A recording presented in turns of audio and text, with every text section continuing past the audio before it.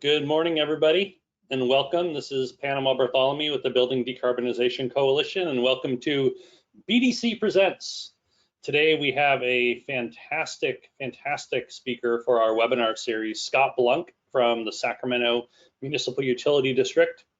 One of the most outspoken and well-spoken of the members of the Building Decarbonization community is going to come and talk about his take on where we're at with building decarbonization right now, based on his experience of actually implementing programs over the last 3 years, working with stakeholders like contractors and manufacturers, working with other utilities, and really trying to implement programs on the ground to understand how building decarbonization is working.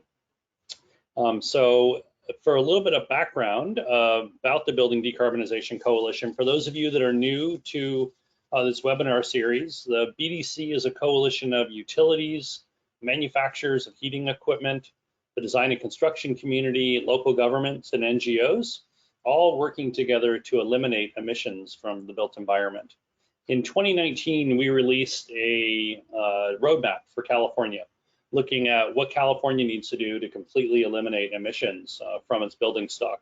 And in that roadmap, we called for a number of numerical goals that need to be met, that by no later than 2025, we needed an all-electric building code for the residential sector, and 2028 for the commercial sector, and that we need to implement a series of programs in order to be able to reduce emissions from the built environment, the already built existing buildings, so that we're on a path to complete elimination of emissions by 2045. Inherent in that is the recognition that once you put in a water heater or a space heater, that technology for the residential side has an 8 to 15 year life cycle for the water, and about a 15 to 20 year life cycle for the space heating. And so if we're trying to hit carbon neutrality in the next 25 years, that really we can't be installing any new gas appliances after 2030. And so also in the roadmap, we called for a phase out of gas appliance purchases after 2030. Behind these numerical goals, though, is a recognition of certain sector goals that are going to need to happen in order for us to be able to meet those numerical goals. And you see those up on the screen. And number one was really raising awareness across the board. There's low awareness of the benefits of all electric living or all electric construction and operations. And that's from policymakers to the industry that is going to be needed to actually install it, to the consumers who are going to need to purchase it. So significantly higher level of awareness. Number two, it actually has to work economically for the people that are buying electrification. Both on the capital side, so we need to be able to bring down cost of equipment and the cost of design so that it's attractive to purchase. But then two, we need to be fixing rate structures so that you're rewarded for electrifying rather than punished for electrifying. The third major goal we laid out was looking at the industry that's going to be installing and building electric buildings. And that industry needs to be able to make money off of this. It's no good for us to be having some high-minded ideals around climate change if nobody can actually build businesses off of this. And so a real recognition that the value proposition has to be there for installers and builders, for them to go ahead and be making the sales and then building the buildings and designing the buildings and installing the appliances that are necessary for making it happen. Number four, we had a recognition that the supply chain not only has to be ramped up to a level that it could actually be producing heat pumps and induction stoves and heat pump dryers at the scale that we need in order to meet the transition that we're trying to undertake. But we also have to do a good job about getting barriers out of the way of the supply chain. So building infrastructure, distribution grid infrastructure, electrical panels, how do we fix problems that are holding back the supply chain? And then lastly, really aligning our policies. And how do we get all of our policies aligned so that we're driving in the same direction? Right now, our energy efficiency policies aren't aligned with our climate policies. Our affordable housing and school construction policies aren't aligned with our climate policies. We are still subsidizing to the tune of hundreds of millions of dollars the expansion of the gas network, and the installation of gas appliances. And so we need to get all of our policies aligned to make sure that we're driving towards the same goals of meeting our climate and our clean air goals. So these were the 5 major goals that we thought underpin what we need to do to change the market to be able to reach those numerical goals. And this webinar series is one of our attempts at the coalition of really meeting that first goal of raising awareness. And so in this webinar series, we seek to bring in some of the brightest thinkers, the doers, the people that are making a difference within this field to talk about what they're seeing out there, to talk about new products that they're unveiling, to talk about new programmatic ideas and what we all need to do in order to really drive the building decarbonization market. Next month, we have a fantastic organization that's going to come in and talk about some of the work they're doing. It's an organization named Block Power, based primarily out of New York, but they've just expanded into California. This is an organization that's focusing on electrifying low-income housing at the large scale. And so Block Power is going to come and talk to us next week about their model, some of the tools, the very innovative tools they've been developing to look at targeting and then lowering costs and helping with easing the transition to electrification for the low income sector. So please join us next month, same time, same channel for a conversation with Block Power. Just some logistics before we get started. Everyone's muted. We had about 270 people register for this webinar. And so everyone is muted. Please ask your questions via chat or the Q&A section. And at the end, we'll ask them of Scott. It is being recorded. And just up front, here's everyone always asks during the webinars, where can I get a recording of this? If you are a member of the coalition, you are able to see a recording of this in the member section of the coalition's website. It's one of many great benefits of membership in the coalition. We hold many great members-only events with luminaries and top policymakers, a chance to interact with the people that are setting the agenda for building decarbonization, and a lot of other great benefits of being a member. And so if you want to see a recording of this, join us, become a member, and you can see on the member part of the Scott, we're getting an echo from you. Okay, hopefully that goes away. Yep. So this is how to join the coalition. But speaking of joining us, Scott Blunk has joined us. And he is a manager over at the program manager, something at SMUD. But he's one of the leading thinkers on building electrification, not only at SMUD, but really across the state and, dare I say, across the country. He actually has experience of implementing programs, designing and implementing programs, and then looking at the results of those programs and fixing those programs moving forward. And so he's going to come and talk to us about how SMUD is approaching building decarbonization and what their experiences have been. And based on those experiences, what are some reflections on the current market and what do we need to be doing in order to improve that market? So we're going to see, we were having some PowerPoint difficulties in the startup, but we're going to give this a shot to get Scott's PowerPoint going. And so I'm switching over presenters to Scott. All right, Scott, you should be the presenter. Okay.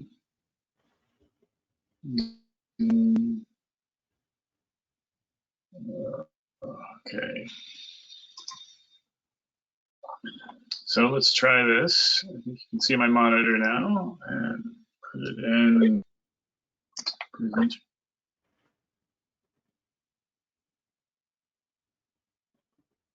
We can see it. Okay. We see it in the slide deck mode. All right. So the full slideshow hasn't started yet, but it looks like you clicked on that.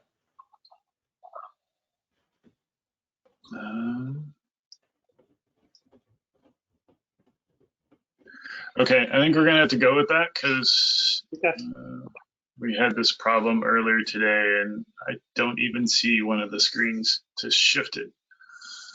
So we'll try this. All right, so thank you for having me today, Panama. Sorry, a little snafu on the PowerPoint. I'm not sure what's going on, but anyway, I'm here. A little bit about SMUD. We are electric only utility. We are that dot in the sea of blue. The blue is PG&E, who is our gas supplier to our customers. We're pretty large for a muni. Serving a population of about 1.5 million, but our electricity today is about 50% carbon free. Let me know if the slides are not advancing. The slides are not advancing. You're not advancing, Scott. All right, so how about that? Yes, now they are. Okay. Different screen. Okay, so the SMUD, what we've got going on at SMUD, we have this 2018 plan here that was to get to net zero carbon by 2040. We were going to do that with still having some gas turbines on our supply side, producing about 1 million tons of emissions. We were going to zero that out by doing more building and vehicle electrification than was planned previously. Since then, new CEO, new plan. Well, actually, the goal kind of came out before the CEO, but to have zero carbon electricity in our supply side by 2030. So that plan is still in the works. But it's going to include possibly, right? We don't know, but it's going to be batteries, lots of batteries, and a lot of storage beyond batteries. Some of that storage may come in the form of hydrogen. But here today, we're really talking about the demand side of the equation, the buildings, and the buildings in particular.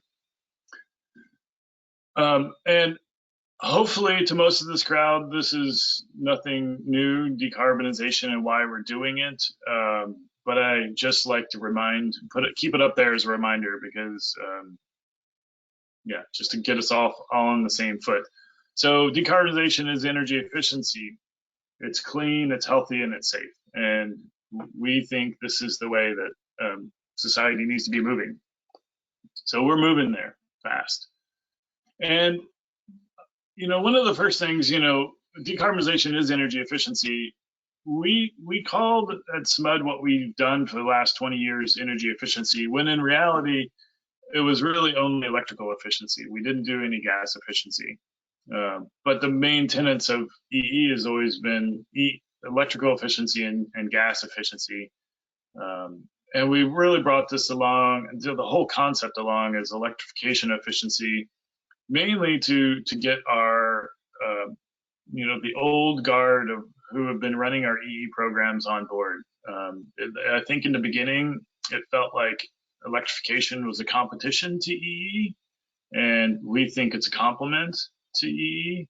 And it's going to bring the energy efficiency program managers lots more money and just more programs, more to do to be engaged in the market. And of course, it saves carbon. It does save a lot of carbon, as we all know. These, by the way, most of these charts are not updated to the 2030 plan because in reality, we'll have zero carbon in our supply side by 2030. So just, I'm not able to model that yet. But today, you electrify your building today, you'll save about 2.5 tons of carbon. That's equivalent to about 1 car's worth of carbon. So it's a lot. And I think that is the main gap in the market right now, that people don't know how polluting their buildings are. We've been telling them for generations that natural gas is clean and safe and cheap, and it's really none of those things. There are bill savings in SMUD territory for existing homes. This is our existing homes. The average customer will save about $600. And for new construction, it's about $400. That's primarily, from our rates, but also just all the modeling that we've done over time. Another question is always, well, it's going to blow up the grid. And from what we're seeing, it's not going to blow up the grid. On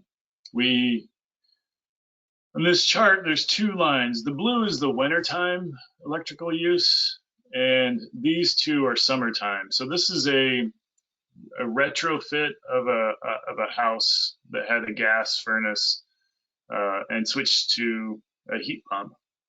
What that did is it lowered the summertime peak from a 3.9 to 3.4, while raising the wintertime peak to 3.3. So this is just the energy in the HVAC, I believe. So there's others, there's water heating and cooking that's going to be added to this, but those, water heating we can shift out of the peak, the winter or the summer peak, and the cooking is very, very small. So we're not seeing that it's going to cause any real peak issues.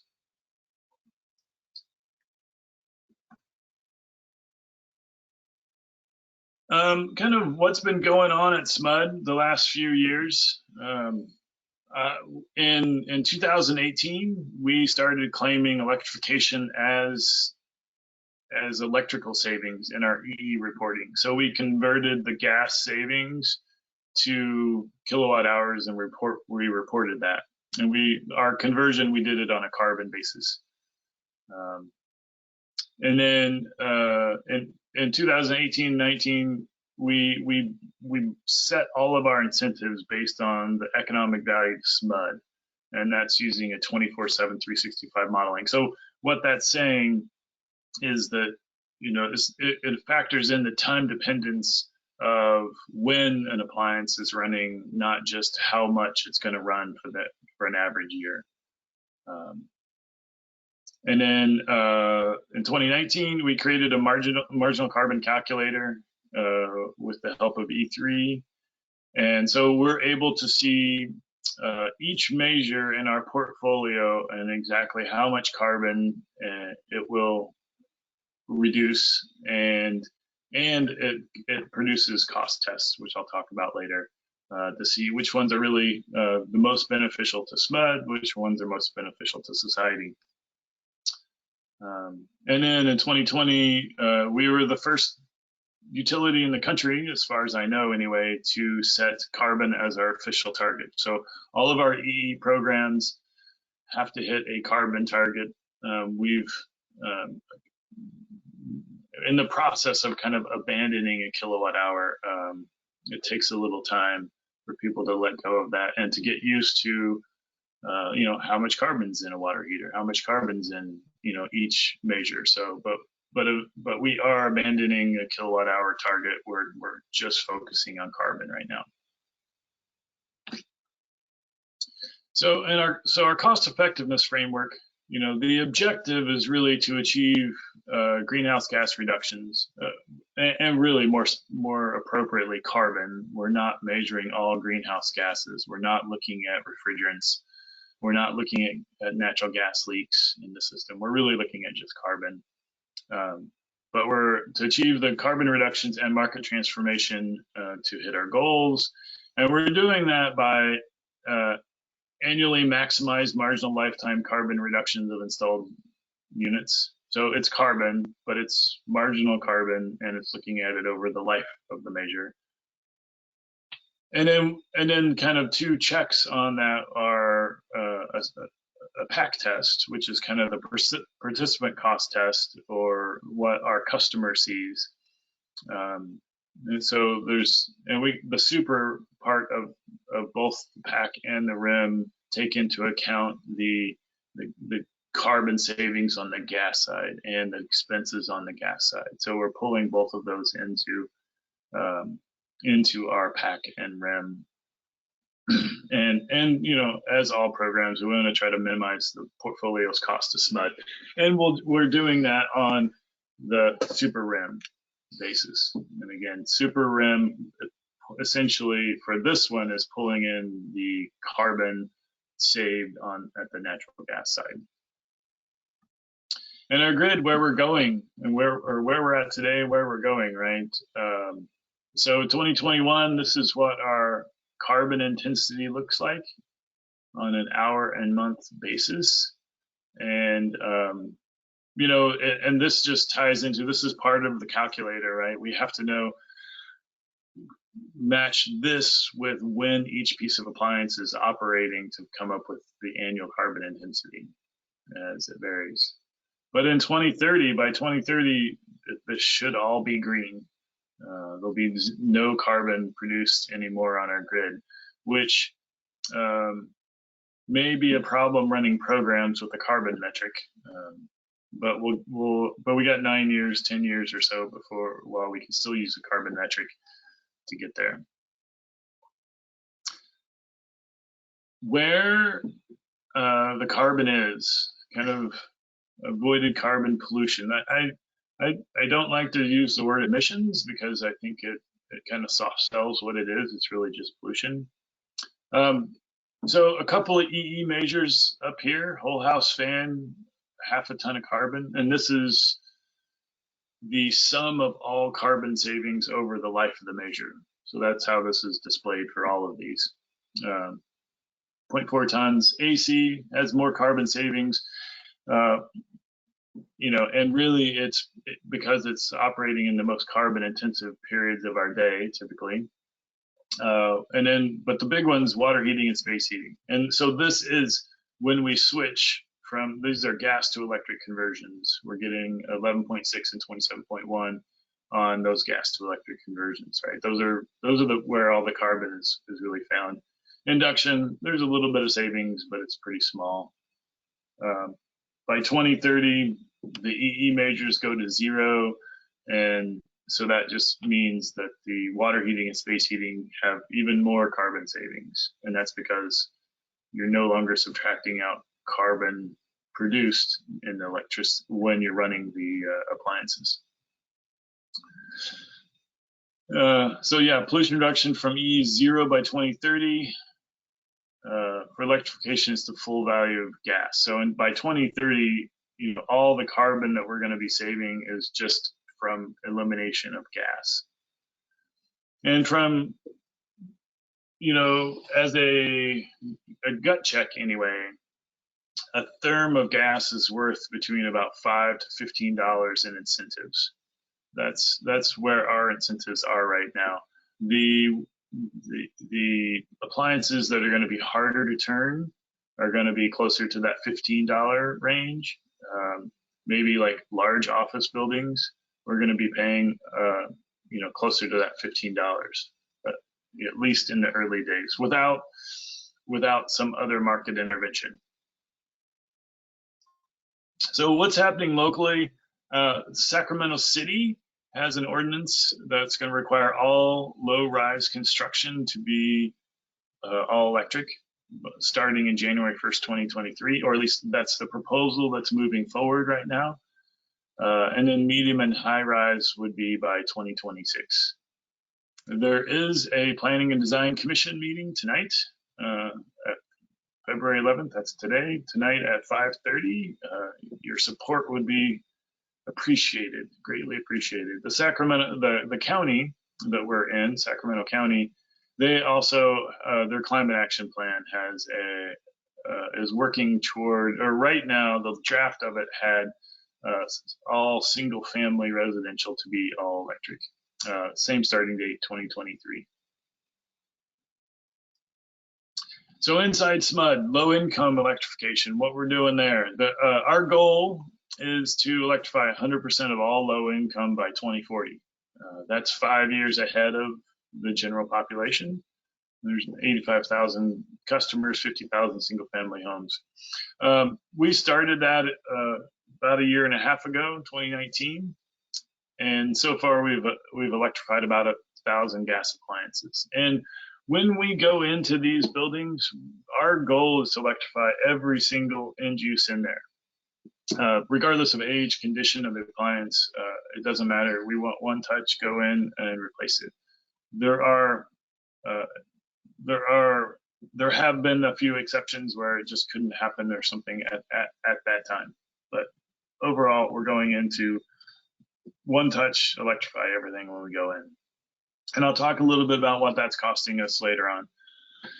The needs, the big gap I think that many of us see is we need a moderate income program or a non-qualified low income program.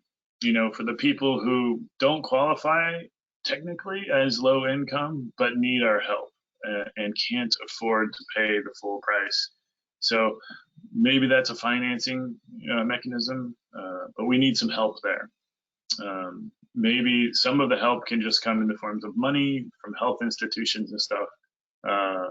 We're not sure where that's going to come from, but we need help. And this is SMUD, but I think this is also just broader across the industry. We need consumer awareness. You're going to see that in every one of these slides. We need people to know.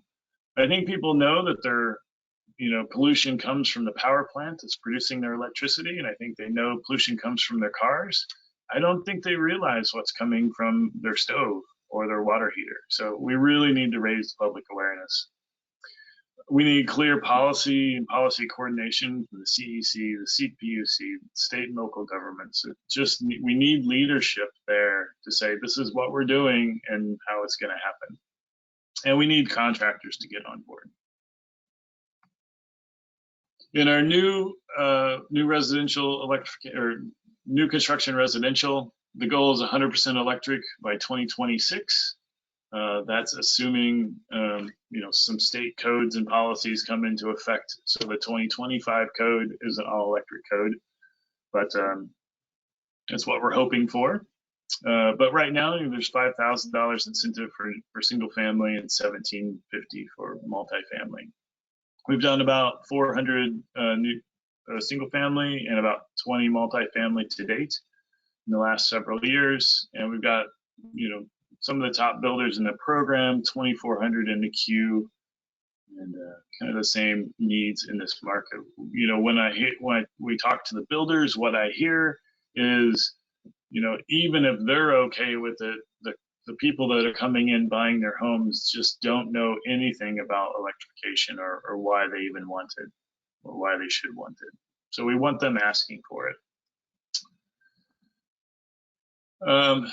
Existing residential electrification, about $9,000 incentive. Our goal there is 100% electrified by 2045. So far, we've done about 3,400 single-family homes equivalent, or 6,400 individual appliances. And the equivalent is there. It's just a metric we use based on what's been converted. But we have incentives for panels, for wiring, for space and water heating and cooking. There are also incentives for energy efficiency, but just focusing here on electrification. And really the same needs. We need people to know. Existing multifamily, the goal is 100% electrified by 2045. We launched the program and then relaunched it in late last year. So we're just getting going on that one again. One of the caveats of this program is you must be installing heat pump, water, or space heating to qualify. So if it's already all electric, you can just be still installing new heat pumps to qualify. But otherwise, if it's gas, you have to be installing one of those two at least to qualify for any of the energy efficiency incentives. And then we have a 25% kicker on our incentives if it's a low income property.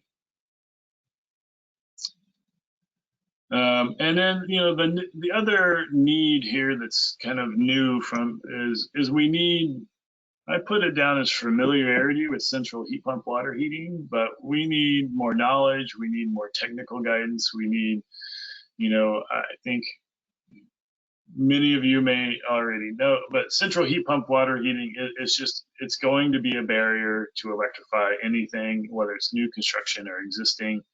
How are we going to address central water heating? And I know there's lots of really smart people working on that, and there's plans, and we're working on that, but that's a market gap right now. I think we just need a more elegant solution that people know about. I know there's lots of them that have already been done and they're working successfully, we just need more of them out there, more contractor awareness. Existing commercial electrification, the goal is 100% electrified by 2045, so it's about 9,600 buildings. We just launched it last year, 7 completed projects, and there's incentives for panels, for wiring, space and water heating, and cooking in the commercial programs. There are the cap right now on existing commercials, $150,000. There's some talk that that's going to have to go up as we electrify, but for right now, that's the cap, and that'll do a lot of buildings at where we're at right now. We've got commercial is going to be lagging residential for several years, and that's fine. That's where we're at, and that's where we want to be. And in new commercial electrification, the goal is 100% electrified by 2029. So hopefully, this is a code thing that 3 years after low-rise res, then we get in the new construction code that all buildings are going to be electrified. If it's faster than that, great. I know a lot of people on the call want it sooner. This is just how we're planning our program. So that's our goal date in there. Love, at least I personally would love to see that happen sooner. There's design team incentives, just like the existing. And on this one, we think there's going to be the real opportunity in new commercial electrification, and probably existing too, is going to be VRF systems. And we just need more products. We need more products with low GWP refrigerants out there. And we need more training, contractor awareness, and education around VRF systems, because we think that's going to be a big piece of the solution for them. The next couple of slides, I know these will be sent out to you later on, so you can look at them, but it just kind of puts together, this is just the residential electrification programs, and I only showed you the top level incentives, but this kind of shows where exactly those incentives, how you add up to that, I suppose. The one thing I did not mention is our single family new construction program there is an opportunity to build partially electric and still get money, and that's what these incentives are really showing. So as long as the home is all electric ready and you install one of, then you can just do a water heating or a space heating and still qualify. There's bonuses for battery storage. Most of the programs, although the new construction don't, most of the programs also have additional incentives for EE. And this is a kind of commercial breakdown, but for cooling and commercial, $500 to $1,000 per ton, depending on what's being replaced. There's incentives for permits and wiring. There's on the water heating side, there's incentives depending on the type of water heater, up to $4,000. But that's where the programs are, and we're working toward. These next couple slides that kind of got added in late, so I've never really talked through these, so we'll see how they go. I think we're doing okay on time.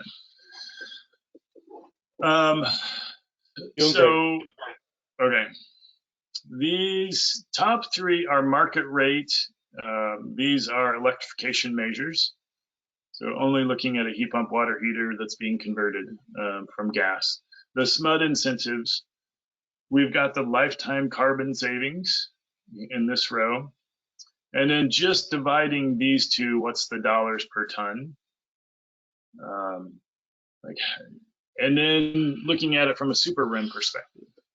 So again, RIM is really, it's ratepayer impact measure is what it technically is. It's kind of, it tells you what it does to the utility in terms of cost effectiveness to the utility, what it's going to cost us.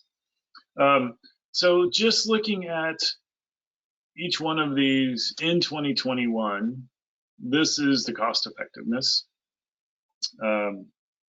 for each measure, and looking at the whole stream of everything that we install between 2018 and 2045. That's the cost effectiveness. So we've got market rate or electrification, a few measures of electrical efficiency, and then low income and what it looks like. Again, low income is all electrification, and I just put the electrical efficiency measures in here for reference. So these other measures, these numbers mean more. Where if you look at it on a dollars per ton, nothing really stands out. But if you look at it from what it does for SMUD, then long term, these electrification measures are really beneficial to SMUD's long-term income. And being a nonprofit utility, if we make more money, we lower rates. Like that's just the way it works. So it's putting downward pressure on our rates for our customers. So the long-term outlook for these, for like water heating, -26, what that means is the program itself more than pays for itself. And so it's giving SMUD more money, which will create downward pressure on rates. It doesn't do that today, but long term it does. Where the EE measures, today's values are about the same, but so are the 2020, the whole lifetime. Like they're not really getting any cheaper. They're still costing SMUD money. And then the low income program, because the difference here between here and the market rate up above is that for the low income segment, we're going to continue to be paying for this between now and 2040 when it stops. So whereas the market rate, the incentives will change over time, and as they become work into code, they will go down, if not go away. So these are really good for SMUD long term. The whole plan to ramp up the programs and to get people on board are really good. But today, these low income is right there in the same ballpark, and energy efficiency is on average more on the super rim, probably the average of all of ours, and I only did 3, which maybe are not indicative, but it's somewhere between $500 and $700, where all the electrification measures are, less than $300 per ton. Looking at it from society perspective, so this is the full cost of measures that our customers are paying, and low income is the full cost of the measures that we are paying, because we're paying 100% of the cost. And then so the carbon savings, the same as the last page, and then the dollars per ton.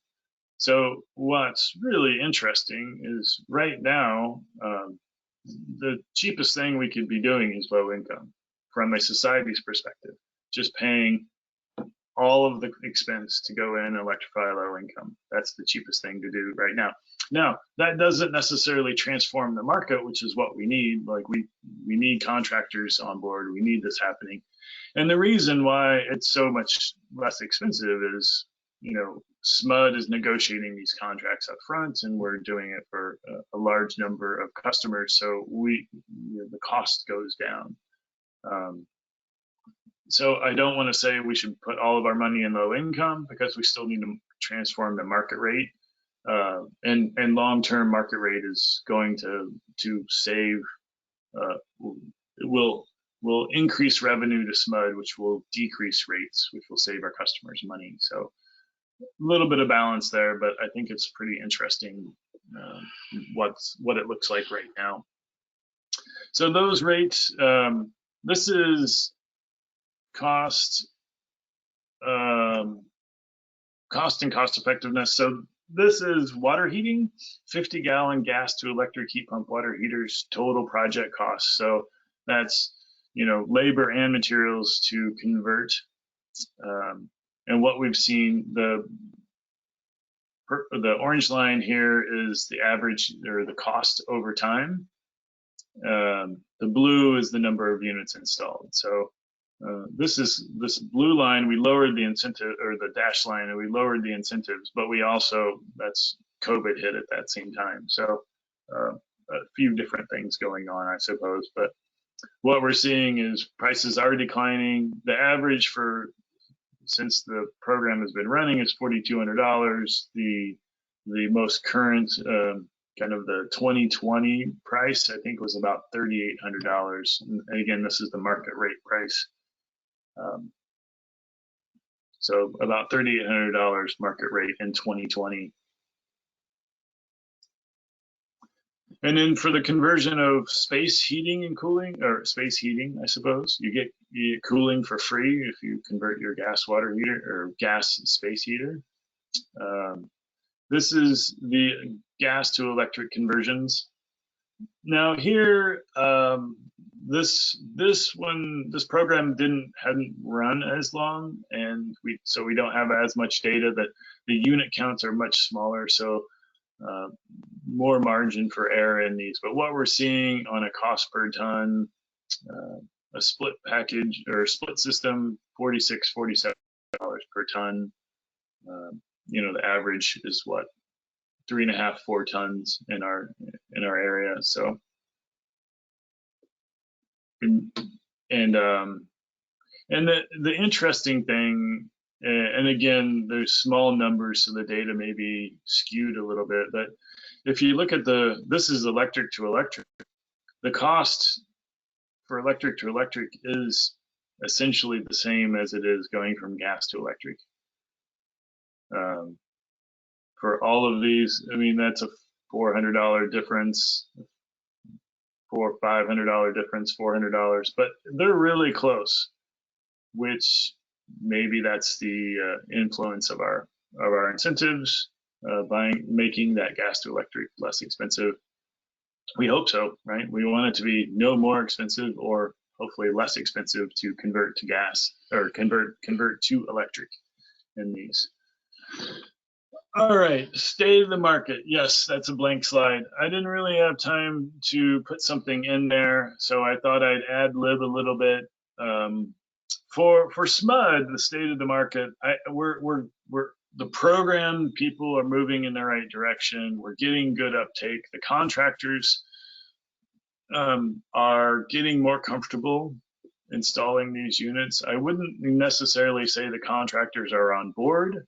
From what I hear, at least, most customers who ask for a gas to electric conversion, whether it's a water heater or space heater, they will still, the contractors that show up will still try to convince them to not do that. Maybe not all of the contractors, but these are the contractors that are in our programs that are still kind of working off of their beliefs, I suppose, and don't quite yet have the experience of what this is offering. So we need the contractors to buy in, and that's a slow process, right? Everybody's got to, I think, we have to do this ourselves, right? We have to live with it. We have to see what it does to our bills. And I think the contractors the same way. So that's going to be important. But the number one thing, like, we need market awareness. Like I said, few people think that their home is as polluting as their car, at least on a carbon basis it is. And we need to raise that awareness. Few people understand the health impacts of cooking with gas. We need to raise that awareness. To me, that's the number one thing. And how do we do that? You know, I think we can do that by the state government, the CEC, CPUC, and up above, right? It would be great to hear state leadership, governors, stand up and proclaim, like, we will be all electric by. I think that'll make that'll start things moving in the right direction. I mean, from where we were 3 years ago, market awareness has gone up greatly, but we're just not there yet. So and then I mentioned before VRF and central heat pump water heating are going to be a crux for a long time. And then the other is cooking. If like our research shows that something like 92% of people would like to switch to induction, or would be at least ambivalent to switching to induction after they've tried it. And trying it's key. Like, I didn't believe it either. I bought the little portable units. I had to do it. And I've shared those and people in my circle, so that like they have to see it. You have to try it. But cooking is going to be a tough one, especially when you get to commercial cooking. We'll work on those over time. And then, really this was my, state of the market, what we need to do. We really need to just raise awareness. I think that would do the most good. And it doesn't have to be, and it shouldn't be, right? Like going in and telling people you need to change.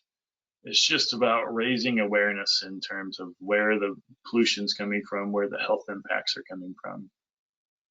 But I'm optimistic. I think we're all going in the right direction, and this will pick up. COVID obviously put a kink in all of our plans, professionally and personally.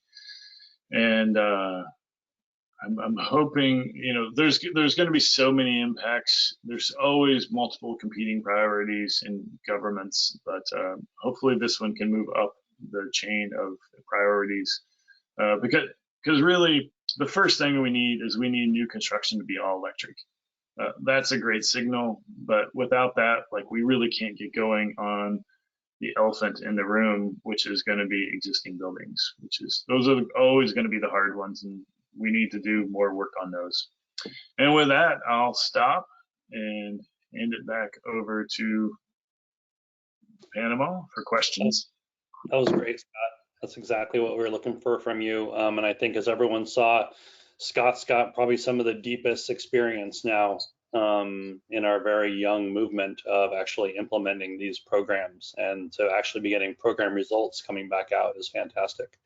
So we have way more questions than we have time for, but there's Scott's contact information on the screen, so please feel free to write him directly if you want to follow up, but anything more. But I'll ask a few of the questions that I picked out of the many that were asked. Scott, on the marginal carbon calculator, is that scalable to other utilities, and is SMUD willing to share that, or have you been sharing it? We have not been sharing that one yet. It may be possible. That was really built in collaboration with E3, so I guess we'd have to talk with them. It is, there's many inputs, thousands of inputs probably into it, that are going to be unique and going to have to change for every utility.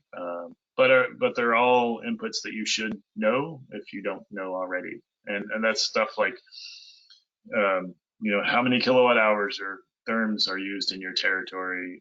What's the hourly emissions of your grid, marginal emissions of your grid? They're all important things that need to be known if you don't know them already. Great. Regarding SMUD spending on incentives, will this cost be expensed as an annual operating cost collected year to year in revenue collection, or is it capitalized like a bond and recovered over a longer time period? I'm not the CFO, but what I hear is SMUD's all just one pot of money, and we're going to borrow money when we need to, and we're not if we don't need to. And they'll make those decisions, and then the one pot of money goes out to many things. So it's not necessary. We don't go out for a bond and then put those bonds directly to the incentives. So no, I guess. Okay. On slide 24, it looked like the pre-COVID heat pump water heater cost of installation was $4,200 for the full install and the removal of the natural gas one.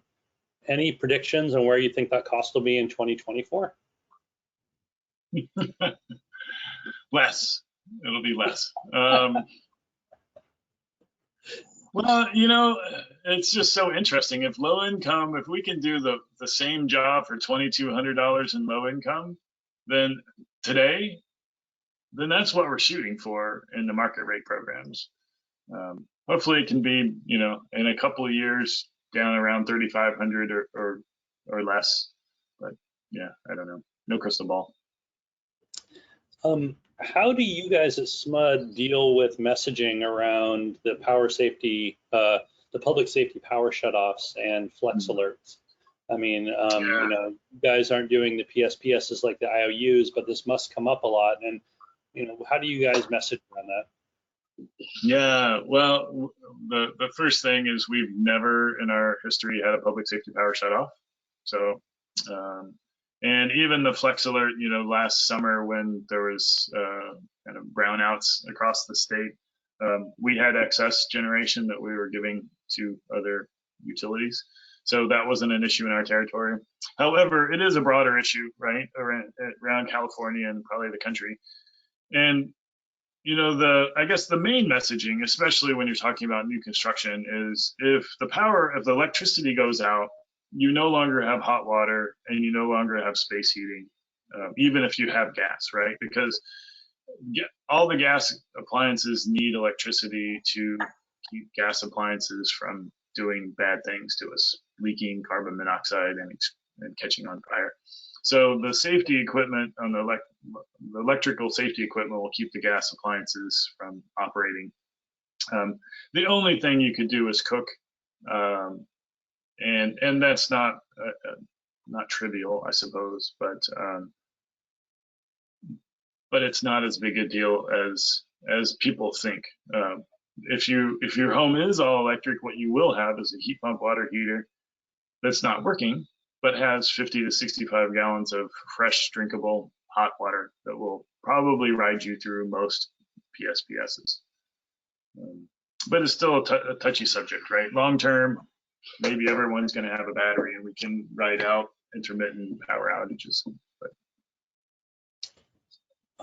The next question is about transformers in the distribution grid, Scott, and wondering about, you know, how is SMUD approaching the distribution grid and the potential needed upgrades as you guys are looking at your electrification plans? And are you running into any barriers with undersized transformers, undersized parts of your grid that are going to be necessarily larger once you guys have fully electrified those areas? We're not concerned from a building standpoint. There's not much concern. Like you know, right now there are transformers that are at or near their max, and if we didn't electrify, they're still going to be at or near their max and probably even higher in 5 years. So they're going to need to be replaced anyway. You know, but all of this electrification thing is going to happen very slowly at the pace that our grid can keep up. We're not going to be electrifying huge swaths of, you know, 20,000 houses in one area a year anytime soon.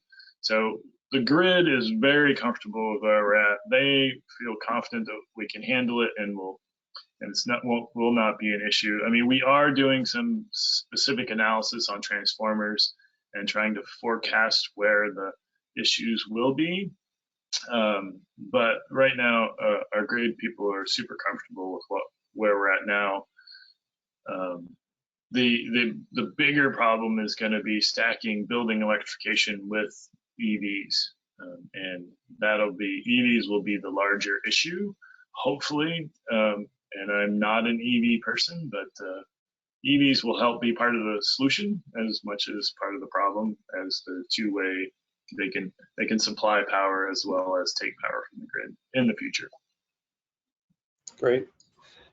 You really made a strong case for the need for marketing and consumer awareness at the end of your presentation, really throughout. But interested in, you know, you must have been doing some customer preference analysis to this point. I mean, when you have done some marketing, interested in where you guys are going with marketing. What do you see as some of the key levers? And then somebody asked in particular, have you thought about really marketing the health impacts to mothers and trying to really get at mothers around health impacts of gas stoves for children? That's I again I don't head marketing at SMUD, but right now so many things are focused on COVID, right? And people being able to pay their bills. So that's where all the focus is going. We did have an ad campaign that had launched about 2 weeks before COVID hit. So it got pulled down. I don't know when that's going to go back up. As you mentioned, like health impacts for children and the elderly, mothers. I think those are important messages to get out there. I'm not sure if SMUD will be getting those messages out there, or that we're hoping for some, health agencies, hospitals, Kaiser, kind of thing to start getting that message out there. It's a little tricky whether that's our message to give or not. I think it's a very important one, and I would wholeheartedly support SMUD or any utility doing it, but marketing is a different group. Great. Could you go to your last slide, please, Scott? Sure. So we've come to the end of our time together. Your very last one. Oh, sorry. Sorry we did not get the chance to answer all the questions asked. This is Scott's information if you would like to write him to have a deeper dialogue with him on any of your questions. But thank you all for joining us today for this session. Please join us next month, second Thursday of the month, for BDC Presents with Block Power to talk about low-income electrification programs across the country. A warm BDC round of applause for Scott, not only for today's work, but your leadership in this space, Scott. Thank you very much, and look forward to continuing working with you. Keep up the good work out there, everybody. We're going to end the webinar now. All right, thanks.